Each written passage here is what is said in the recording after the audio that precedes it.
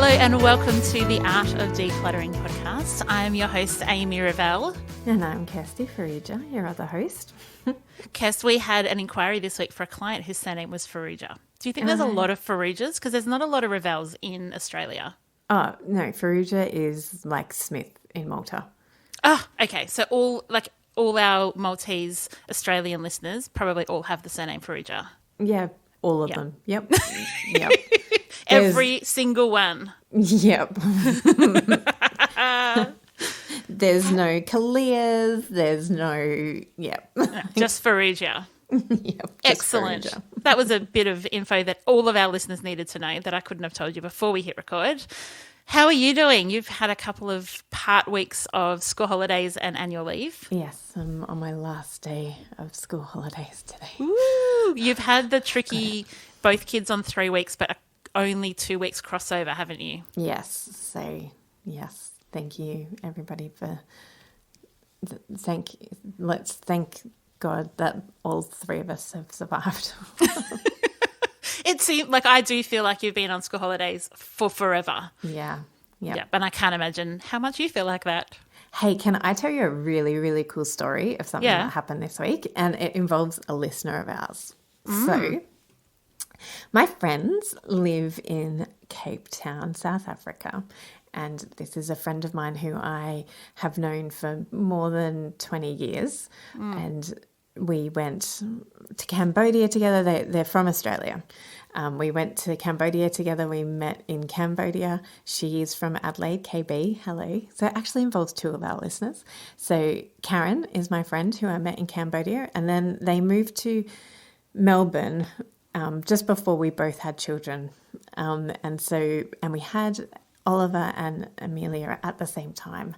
And she moved across from the other side of Melbourne to over where I was living, close to where I was living. So she actually became part of my mother's group as well. And so we're very dear friends, and they now live in Cape Town. And their 13-year-old, almost 13, she turns 13 this week, goes to a high school and had her homeroom teacher have to move to another part of the school, and she was devastated. The whole class was devastated because they really loved this homeroom teacher, and so she was a bit anxious about this new homeroom teacher that was being brought in, and probably that teacher was also nervous about coming into this classroom where this old teacher was dearly loved. So the new teacher comes in and plays a game with them, like, ask me any questions. If I want to pass, I'll pass. But ask me any questions. And so the kids were asking her all these questions, and it got revealed that this new teacher loves decluttering and podcasts. And so Amelia, my 13-year-old friend, said, oh, do you listen to the Art of Decluttering podcast? And this teacher said, yes, I do. And Amelia said, oh, well, Auntie Kirsty is my mum's really good friend. That's the best. And so I think like Amelia and this teacher who, dear listener, if that's you, I think they all both had their minds blown that this teacher goes into school that day not realising that one of her students is actually from Australia and is... That's incredible. I know. So it just goes to show that you never know who's listening to you, and you never know who knows people that you That know. is awesome. And it goes to show, listeners, tell your friends about the Art of Decluttering. Like, I love that a 13-year-old spoke up in class and was like, do you know the Art of Decluttering podcast? That is amazing. And if a 13-year-old can do that, so can we. When you're hanging out with your girlfriends next, say to them, what podcast are you listening to at the moment, or what book are you reading? And say, here's one I like, the Art of Decluttering. Okay, what are we talking about today, Amy? So this is part 2 of our How to Organise little mini-series. So last time we talked about some of the outside things like utes and tools and work supplies and farming supplies and swimming pool excess materials, gardening stuff. So it was kind of all the questions that we get asked for episodes on that we're like, oh, we could do a whole episode, but let's put it in a how to organise mini-series. So that was outside in part 1. Part 2, we're moving inside. So, as Amy said, we had collected a bunch of requests from listeners in our Facebook community. And so we also put a call out in our top 3 things episode that if you had anything you wanted us to talk about. So we have included some of these suggestions and we'll shout out to the person who asked for it. But following our general organising principles will help you to be able to think of solutions for storing pretty much anything. So keep in mind, organising and storing is all about retrieval. So what are our general principles, Ames? So we'll just give you a couple. And as Kirst said, you can use these whether you're inside, outside, doing a massive area, a micro declutter, whatever it is. So you want to keep like with like together, meaning when you've got pool toys, for example, from episode number 1, you want to keep the pool toys together, not some in the laundry, some in the shed, some in the garage. You want to ask questions like, how do I need to access it? Like, am I keeping it in a place where I'm going to easily be able to get it, find it, know where to look for it? Ask a question like, how often do I need to access it? Can it sit behind something? Can it sit higher up? You want to keep those items that you're accessing more regularly at those prime real estate areas, kind of like waist to shoulder height. Kirst, give us the last 2. And labelling or using clear containers to easily and quickly see what's inside them is often helpful. And the 2-move rule. So you want to, if you're accessing something, you want to only move 2 things to get to it. So you want to move the first thing to be able to get to what you need to get to be able to pull it out. So that's the 2 moves. So let's move on to the first topic we're going to talk about today is collections, and that's from Leah C. and sports fan stuff from Amy Kelman. I see this a lot, Kirst. I used to be quite a collector of collections. Like I think we've talked about this. I collected tram tickets. I collected Freddo frog wrappers. I collected, do you remember swap cards? Did you ever get into those in the 80s? Not really. Oh, I was a swap card collector. Oh, you were living in Papua New Guinea? Yeah. Yeah, so probably not something you'd get easily there.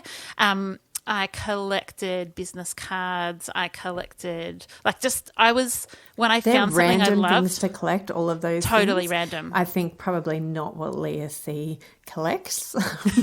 Probably not, Leah, unless you're as quirky as your co-host podcast. So I think we do see it a lot in clients' homes, and I think one of the challenges with collections is there's a real draw to keep the collection together. We somehow feel like I can't separate this collection, like I can't choose just the bits I like because for some reason it feels like it must be together because it's a collection. And we see this with kids with Lego collections. We see it with adults who have, all different types of collections, whether it's war things, whether it's sports fan stuff like Amy said, where you're like, it feels like curating it is like breaking apart a family. Mm-hmm. So how do people deal with that, Kirst? Because I think underlying that's often one of the big issues. Yeah, I think that... Oh, there's so much to talk about on this topic too. Just like my mind's going in many different places. But we want to encourage you to really think about why is it that you're keeping a collection? Why are you collecting it in the first place? And where is, what do you think might be your limit on this? I think that for everything that we start collecting, we really need to think about being intentional about that collection. And, sometimes it can start, innocuously collecting Freddo frog wrappers. So for those listeners who do not live in Australia and may not know what Freddo frogs are, it is, what would you say, like a 10 centimetre? Yeah, it's like a mini chocolate item that are individually wrapped. They're like marketed to kids, and they're not like eating a big block of chocolate or a chocolate bar.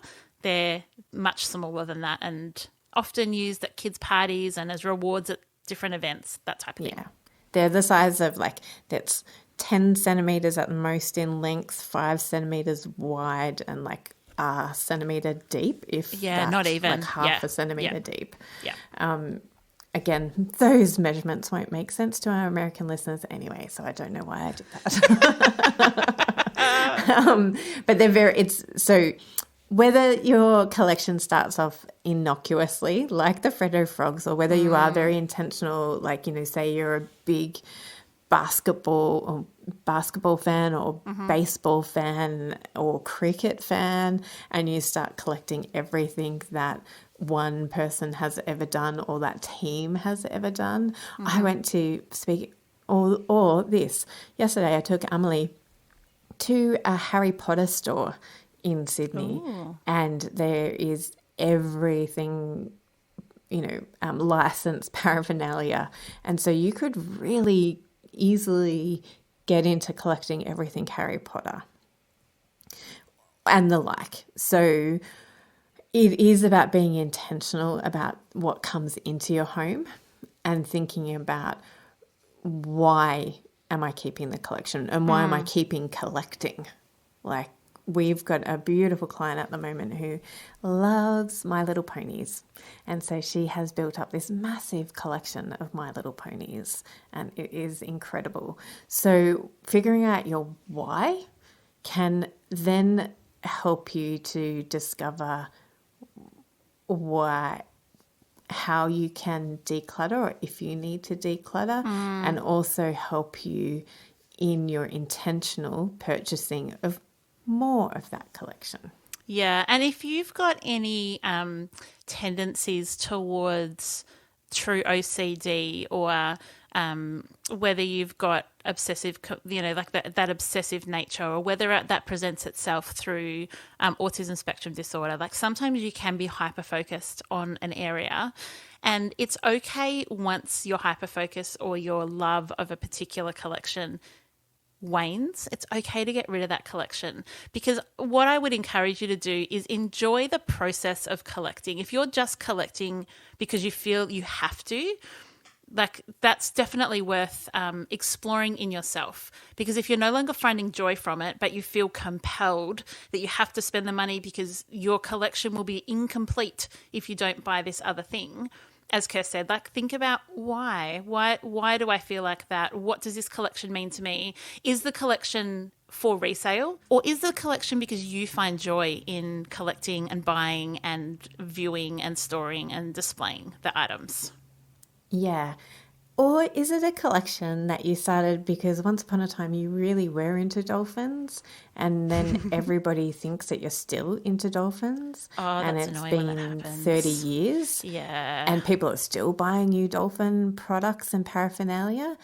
I think that also, is an opportunity for you to say, hey, mum and dad, I've actually moved on from dolphins, and thank you for thinking of me in that way, but I've got enough dolphins. Yeah. And equally, I think that it's a great opportunity for you also to not feel guilty about going, actually, I'm not into dolphins anymore. I'm not going to collect any more figurines or coasters or posters around dolphins, and actually give yourself permission to let go of all the things that you don't like, all the dolphin paraphernalia that you don't like anymore, and maybe choose parts of your collection that do bring you joy. Yeah, and it may just be one item. And then what you can do is, once you decide what is important out of a collection, display it, enjoy it, whether it's in a shadow box or on a shelf or displayed somewhere important to you or somewhere private to you. You might find that you've got a random and weird collection that brings you great joy. Could it go in the laundry or the bathroom or your office, somewhere that you don't feel like everybody has to see it? And I think I'm thinking about your Freddo Frog collection and walking into your home and seeing your Freddo Frog wrappers collection now. Like wallpaper. I could probably have wallpapered a room with the amount that I had. But if that was still important to you, but you're like, yes, I'm a 41-year-old woman who doesn't want it displayed, but it's still important to you, how do you honour that as well? Yeah, yeah. Like inside of wardrobe doors is a great place to put things that you want to enjoy every day, but that you don't want anyone else to have to, you don't want to have to account for it. There's so much in collections that may end up being a whole nother episode of its own, I think. Yeah, I feel that too. The next short topic that we want to talk about is work memorabilia. This was also submitted to us from Leah C. She wants to know, like, what do you do with your work memorabilia? So certificates, maybe you've got awards, maybe you've got like going away cards signed by all your workmates. Like what type of work memorabilia do you need to keep? Can you let go of? And what do you do with it? I think it comes back to this question of why. Again, why are you keeping it? Why is it important to you? You know, we often come into people's homes and talk about their work memorabilia and we question whether or not they enjoyed that work. And they're like, I hated that workplace. And then it's a great opportunity to say, well, then why are you keeping anything that reminds you of that? You've got those memories. You don't need any physical things to remind you. But then some people do need physical things to remind them to never walk into a toxic workplace again. You know, so... But it is about questioning your why. Why do you need it? Why are you keeping it? Do you need it? Do you use it? Is it something that you need to put on your resume? Like, can you just put it on your resume and then let go of that certificate? Can you take a photo of that beautiful leaving card and get rid of it? Can you, or do you keep the card because it is a really beautiful workplace that you loved and you were sad to have to leave it when you had children, or you chose to leave it when you had children, or it shut down, or whatever thing that was not of your full choice that made you have to leave that workplace, but you love the people there. Like, is there an opportunity to look through the names on the card and reconnect to those people? Can you stalk them on Facebook if you're still not friends? If it was before Facebook, or that they've come to mind since then. Can you, stalk them, find them, reconnect with them? But that you don't necessarily have to keep the card, or you do. Yeah. And I think when you do short courses at work, or you get, how lots of workplaces do awards, and you're like, this is relevant while I'm at this workplace, but does anyone else really care that I was the customer service representative of the month? Probably not. So in you 2006. could just, like if you find things that are relevant, put it in your resume, take a photo of it, scan it. But for the most part, I think you'll find you're probably not going to go back and use them. So you'd want to keep them if it's important or if you enjoy it and love it. Let's talk about the next one, which I really love because this is something my life stage has moved into. Yeah, it's toys for a broad range of children, and that was from Adrienne. This can come in a couple of different ways. So you might have children that are spread out in age. You may have children and grandchildren that are spread out in age. Or you may be like my family where the kids are at a really similar age and they're outgrowing kids' toys. And you're like, I don't know which ones to keep. I don't know which ones are important. I don't know what I might like for grandchildren or what I might like if someone brings over a small child. So for us, it's been a really great process, and it's definitely been a process for us in going through and deciding like what are the really high quality toys that we want to keep for kids that can come over and play at our house. So what that looks like for our family is we have a box at the front door, and that's got baby toys in it, and it's got maybe 5 baby toys, and they're just like the Tupperware one that you put the shapes in, like the Shape-O, whatever it's called. And so it's just some really classic, easy to wash because, germs, babies, feral. So easy to wash, things I can just pull out, they can play with, and I can throw back in. And then the tricky part for me, to be honest, was deciding, do we keep things like their Lego? My kids are past Lego, they don't want to play with it. And I thought, oh no, I'll keep the Lego for when I have grandkids. And then a couple of years ago, I went, that's ridiculous, Amy. You're probably going to be the type of grandparent that takes your kid and buys them Lego or plays with, there's so many ways you can access Lego that doesn't require me to store it under my children's beds for the next 20 years. And so I did get rid of all of it. All of it. We don't have a piece of Lego left in the house. Yeah. And I often challenge clients who are keeping things for grandchildren. I'm like, I know that this is really expensive item for you to buy when you were having children, because we're often in our 20s and 30s and may not be the most affluent time of our lives because we're busy paying off mortgages and dropping down one income potentially. And so I just challenge them to remind them that they're actually going to be in a very different season of life if and when their children decide to have children, and that they will be. I hear it all the time from grandparents about how much love they have for their grandchild that feels even bigger and more than their actual children. And so if that is the case, then you're probably going to be even more generous than you were with your own children. Yeah. You're going to be that generous grandparent as well. And not saying that you're necessarily going to have a lot more money, but typically we do have more money when we're not actually paying for our children to live in our home and not paying for school fees and everything that comes along with having children. When you're a grandparent, you're at a more affluent stage of your life where you can afford things, or you're in retirement and you can choose to do things on a particular budget, but you're still going to be adoring your children, your grandchildren, your children's children.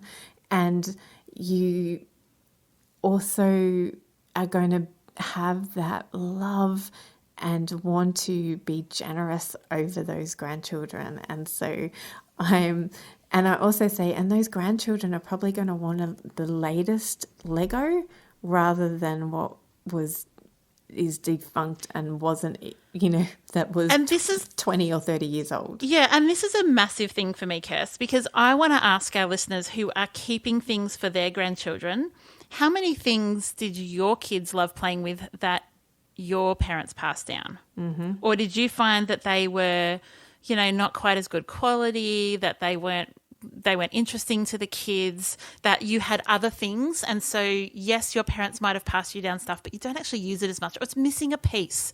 Like, it's lovely to want to pass down a Lego set, but if it's missing a piece, is it going to be that enjoyable? So you might choose to do a bit of Amy Revell and get rid of things. And you can always go on, if you need, you've got kids coming over and you're like, oh my gosh, I've got no toys. Go to the op shop, spend $5, get a couple of toys and send them home with them. Done. And often I remember when I was a parent of toddlers, I would take toys with me that the kids enjoyed using. And so I also question how much you actually need to have toys in your home when people come over, unless people are coming over really regularly and it is like, awesome, we're going to Auntie Amy's and we love playing with the Shapo at Auntie Amy's because we don't have one at home. So just questioning. Yeah. It's when you say I'm keeping it for my grandkids, it's quite possibly the fact that you just don't want to get rid of it rather than you think that your grandkids are going to play with it or that they will actually play with it never-endingly in 20 years' time. Yeah. Just do a reality check. Yeah, we've kept books. But we've also only kept like half a dozen books that were really special for us in reading to the kids when they were toddlers and young kids. Well, that's true that you also keep things that are sentimental, but you're keeping those probably for your own memories, for your special box, for the kids' special box, rather than you're keeping it for kids who come over. And look, yes, this question may have been asked when you've got all the kids in the house. So there's also that. So let's go to that. Yeah. Because I think there is space for having a smaller quantity of items but a larger range when you've got a broad range of kids. And what items does everybody love playing with? Yeah. And if you have space, can you store the age-appropriate toys in the kids' bedrooms? So, particularly if you've got that really broad range of children, the little kids can't, it could be a choking hazard for little kids. Yeah. So is it possible, do you have space to store some age-appropriate things away from the main living areas where everybody is gathering. Yeah, and sometimes if you've got older kids, they don't want anyone else playing with their stuff anyway. And so having it in that, special area, and maybe it might even be that it comes out at a special time, like when the baby has a nap, you know that you can play Monopoly without the bits going everywhere. And I love that Belinda, who does such a great job for us, preparing us for our podcast, she put on Facebook the other day during school holidays that she had included her youngest, Aurora, who is almost 4, into a game that was not age like that. On the box it doesn't say it's for 4-year-olds. So she included the youngest one in older games, and she was so quick on the uptake and she was really loved playing it. And I think that Belinda and Aurora actually played it by themselves without the older kids. So I love that idea of including younger kids in older games, because you never know, they might catch on really quick and then they start preferring to play with the older toys, which means that you can reduce the need to keep little toys, younger aged toys. Yeah. And usually younger siblings want to be older anyway. Yeah, my kids were playing Monopoly by 4 or 5 and really properly playing Monopoly. And by the time Jesse was 7, he could beat me at chess. And I have, in my past many years ago life, won chess championships. So, kids are flipping amazing. Amazing. Either that or I just breed geniuses that are way smarter than me. Maybe a bit of both. Maybe. All right. The next one is from Lynn Boson, who asks, how do you store and organise all of those recipe cards that come with meal kits, like HelloFresh or Dinnerly and things like that? Should you even keep them? And if you are keeping them, how do you do it? Kirsty, you've used HelloFresh a couple of times. Do you ever keep the meal kit cards? I think I did, in the hope that I could recreate that recipe without HelloFresh. Did you? No, and so they got chucked out. And I think one of the things with HelloFresh and Marley Spoon and all of those is that they repeat the meals every couple of weeks, months, and so you might order it again, or you might order it again next week because you might, that might be the staple in your family that everybody loves, shepherd's pie. So we're going to order that every week during winter. So my question is, do you even need them? Yeah. Do you need to keep them?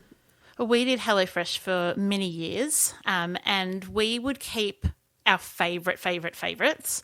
And over time, we've dwindled that down. So if we repeated it and then went, it's not actually as good as I remember, it would go. And I think now we might have 3 in our recipe folder. So what we have is just a binder that has best recipes, go-to Revell recipes. And what that includes is handwritten ones from family members. And when I've been at a friend's house and gone, oh my goodness, I have to recook that, take a photo, and then I've just printed out and put it in the folder. It also includes when I used to have recipe books or I had a Donna Hayes subscription. If I found a recipe I loved, I'd actually rip it out of the book or rip it out of the magazine and put it in the binder, because now I don't have any recipe books. I don't have any cooking magazines. It's just the binder, and it's so good because the kids can pull it out and cook our family favourites, and there's probably only 20 recipes in there. So if something's in there and we just are not cooking it, or I've got it from a friend and I'm like, I haven't actually bothered, I get rid of it. So it's a really thin binder, but that works for us. I think the other question to ask yourself is, if you use them, let's figure out a solution for when you do use them. I think that a lot of people, I know in our family, if we need a recipe, we just Google it. You just Google it, yeah. And we, might star it if it's, our favourite crepe recipe that we're going to look at. But crepes are easy because they've got 3 ingredients. So yeah, you can probably work that one out on your own. You can remember the quantities needed. Simon has memorised the quantities. But if it is something that you really love, that's more detailed than a crepe recipe, then can you bookmark it in your phone's browser so that you're not like searching through all of taste.com to figure out which one of those orange and poppy seed cake recipes was it that you preferred? Yeah. So, but I really, really, really want to question all of you. Including me. Including you. Do you even use it? Yeah. Like, because if you're not using it, you lose it. Like it's just taking up space, and it's also aspirational clutter, often recipe cards, recipe books, and we've got an episode on that as well, so you can have a look back in your feed for recipes and meal planning. If it's aspirational clutter and it's not making you excited and giving you ideas and making it easier to cook, maybe you can just get rid of them altogether. Yeah, and I often say to people, you'll be able to find it when you need it. Like the internet, Google is your friend. Yeah. So you may not exactly find that, random chef that you've forgotten the name of's recipe for that particular dish, but you'll be able to find an orange and poppy seed cake that you learn to love. Yeah. Or could be even better than the other one.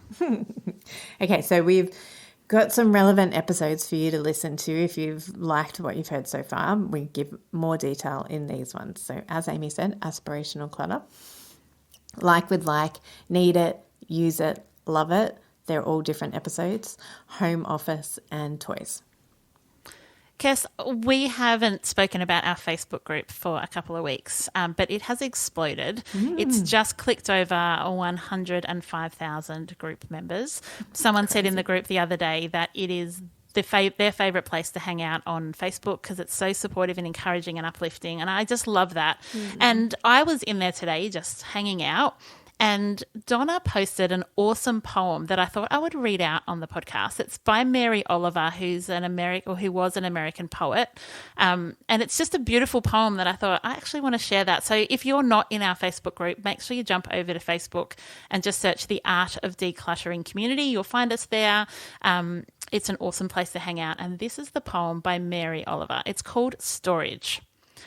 When I moved from one house to another, there were so many things I had no room for. What does one do? I rented a storage space and filled it. Years passed. Occasionally I went there and looked in, but nothing happened, not a single twinge of the heart. As I grew older, the things I care about grew fewer, but were more important. So one day I undid the lock and called the trash man. He took everything. I felt like the little donkey when his burden is finally lifted. Things... Burn them. Make a beautiful fire, more room in your heart for love, for the trees, for the birds who own nothing, the reason they can fly. How beautiful is that? Really beautiful. Thank you, Donna, for sharing that. And Mary Oliver, if you want to have a look at her and read some more of her poetry online. We have a few other things to mention. We have a new Patreon supporter, Jules Dart. She joined a couple of weeks ago, so thanks, Jules, for supporting us in that way. And we have a review from Apple Podcasts Australia. Do you want to read it or do you want me to? Go for it. Okay. It is from North Taswegia. And that's the person who did it. And it's a 5-star review saying thank you. I've been binge listening to this pod and it's just excellent. Good content combined with hosts who are very engaging and fun to listen to. What really led me to leave 5 stars, though, was coming across the episode that related to parenting children with disabilities. I've listened to a few pods in the organising decluttering category, but none have understood or even touched on the additional challenges that arise when you have children with disabilities.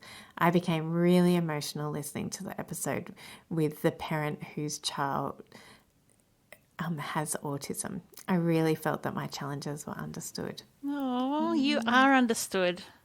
You're welcome in our community. We hope that if you feel like you're not seen in an area when it comes to decluttering and organising, you're like, yeah, but you never talk about this challenge, send us an email, hello@theartofdecluttering.com.au, and tell us, because sometimes we don't know what we don't know, and we would love to look at decluttering and organising from your perspective as well. Just saying, we always don't know what we don't know. Oh, yes, because, that's true. Sometimes, yeah, you're right. We always don't know what we don't know. In fact, Jessie, just, if you're someone who turns the podcast off once people start doing a review and they're winding up, then you've already gone. So I don't feel bad telling you a random story. But we've been doing a career counselling, I think it's called, with Jesse, who's 16 and looking to pick his VCE subjects. And so we've been meeting with this guy who's been really, really helpful to understand what his passions and strengths are. And he said, so are there any occupations that you don't know much about? And Jesse just said, but I probably don't know what they are if I don't know much about them, so I don't know how to ask. The guy was like, it's a really good point. Yes, that's a really good point. So if you ever hear of a job that you don't know much about, let me know. But of course, we don't know what we don't know. Mm-hmm. Because when we do know something, we might only know a tiny little bit about it, but we know it. Yeah. And then you can ask questions and learn more. Yeah. But if you don't know it's even a thing, how can you ask questions about it? Yeah. So there you go. It was awesome spending time with you, Amy. Thank you. Ditto. We would love you to leave a review on Apple Podcasts or Spotify or wherever you listen to this podcast. If you're in our Facebook group, we would love you this week to leave a review. You can leave it on the Facebook page, actually, if you like, or put it over on Apple Podcasts or put it on both.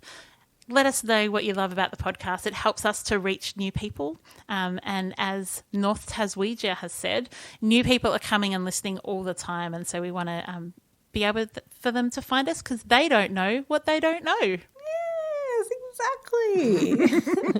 We hope you have a lovely week and we can't wait to be in your ears again next week. See you then. Bye. Thanks for joining us. If you've learnt something awesome today, we'd love you to leave us a review on iTunes or Facebook so others can find our podcast too. Don't forget you can see the show notes in your podcast app or over at our website, artofdecluttering.com.au. So if there's anything you want more info on, check it out there. If you'd like to join our supporter community, you can do so over at patreon.com/theartofdecluttering. We hope you have a great rest of your day and enjoy the freedom. We acknowledge the traditional owners of country throughout Australia and recognise their continuing connection to land, waters and culture. We pay our respects to their elders past, present and emerging.